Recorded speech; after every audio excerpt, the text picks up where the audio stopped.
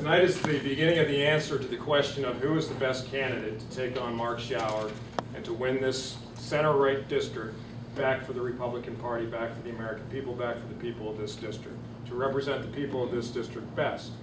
You have three candidates before you tonight, and we're answering the question of who's most suited, most well qualified to take that challenge on, to take on Mark Schauer and his special interest coffers and big money, and to take that fight to him and to win this seat back.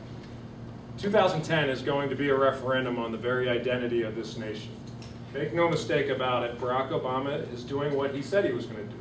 He wants to remake America, branch and root into his own image, an image of America that he sees for the future, not one that was forged in revolution, solidified in Civil War, tested in World War II against fascism, and then again against totalitarianism, against the Soviets, and then once again now against radical Islam.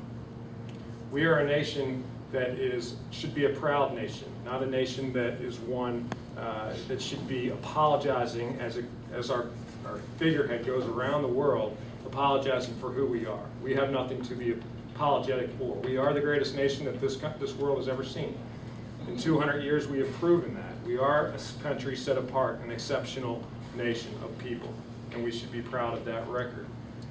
When I served in the Marine Corps, I was always taught as an officer, and I always taught my Marines, that wherever you go, wherever we go, we need to leave a place better off than what we found it. I don't believe that Mark Schauer is leaving this district, let alone this state and country, better off than he found it. Many people know that old saying, are you better off than you were 4 years ago? Are you better off than you were 2 years ago? We know we're not better off than we were 4 or 2 years ago. Well, you need to be asking the question, and many people are already, are you more free than you were 2 years ago? Do you feel like you have more choices over your life and your own destiny than you did 2 years ago? Is your freedom of will still what it used to be before Mark Schauer took office? The answer to those questions, sadly, are no. We do not feel more free. The whole healthcare debate solidified that in our minds when you had 55% of this nation saying, no, we don't want this healthcare reform, and yet you have a Congress with the raw power running roughshod over not just the Constitution, but we the people, because we are the Constitution. And they said, we have the power, we're doing it anyway. Mark Schauer, instead of having open town hall meetings during that process to listen to us, decided not to have open town hall meetings, and now he is. And he's explaining to all of us why he voted in our best interest, as if we don't know what our best interest is. I can tell you that I believe our founding fathers wanted citizen legislatures. Just like they were citizen soldiers fighting the revolution, they wanted people that had real world experiences that could go to Congress and to use their wisdom and that experience that they garnered through their lives to craft bills that made sense to everyday Americans because they lived it. I believe the founding fathers did not want career politicians that spent their lives wandering the halls of Lansing or DC. They wanted people that would go in, use their life experiences, and come back and let the next generation take over. That's what's best for America. That's what's best for our republic. I have those real world experiences. Although I'm only 37 years old, I have fought in war in Iraq between 2004 and 2005. Ronald Reagan is my political icon and hero, and I understand when he called communism evil, we need to be able to call radical Islam evil.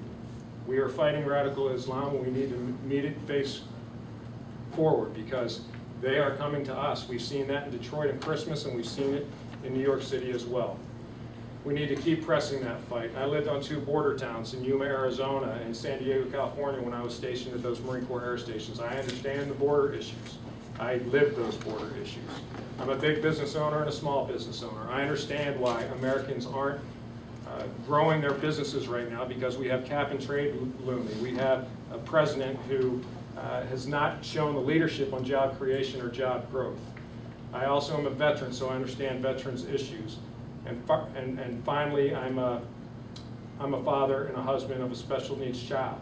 I've lived the fight of fighting for my child's life, praying for my child's life, and as I got off of my knees praying and he got better, I made a resolution that I was going to serve my country once again.